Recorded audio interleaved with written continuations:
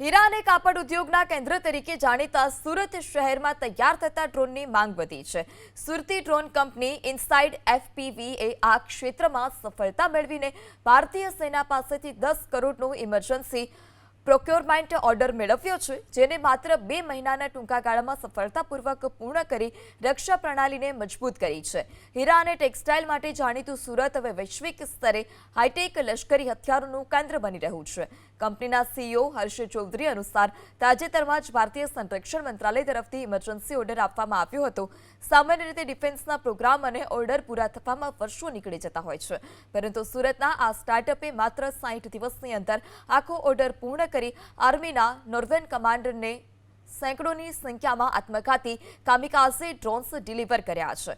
વર્ષ 2020માં જ્યારે હર્ષ ચૌધરી અને તેમની ટીમે આ કંપનીની શરૂઆત કરી ત્યારે ભારતમાં એફપીવી કામિકાઝે ડ્રોન્સ વિશે કોઈ વિચારતું પણ ન હતું. તે સમયે મોટાભાગની કંપનીઓ માત્ર લોજિસ્ટિક્સ કે સર્વેલન્સ માટે સામાન્ય ડ્રોન બનાવતી, પરંતુ ગયા વર્ષની સરખામણીએ આ વર્ષે એફપીવી કામિકાઝે ડ્રોન્સની માંગ વધી છે.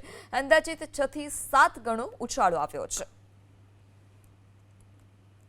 ઇનસાઇડ એફપીવી ને હમણાં લાસ્ટ 1.5 વર્ષમાં જે ડેવલપમેન્ટ્સ કર્યા છે પાછા ઇન્ટરસેપ્ટર ડ્રોન્સના કર્યા છે. આ ટાઈપના જે ડ્રોન્સ આવે ઓલમોસ્ટ 2 થી 10 લાખ વચ્ચે આવતા હોય આ ડ્રોન્સ, અને they can intercept missiles, they can intercept UAV જે ઓલમોસ્ટ વેલ્યુ થતી હોય 25 થી કરોડ રૂપિયા સુધી કે એનાથી પણ વધારે. સો આ જે એક સ્કેલ ઓફ ઇકોનોમી જ્યારે તો આપણે જ્યારે આ વોરમાં સ્કેલ જોઈએ ત્યારે this kind of economics works. તો આપણે આ કંપનીમાં એ જ સ્ટાર્ટિંગથી બનાવી રહ્યા હતા જે હમણાં આર્મીને યુઝ થાય છે, દેટ્સ એફપીવી એન્ડ કામિકાઝે ડ્રોન્સ.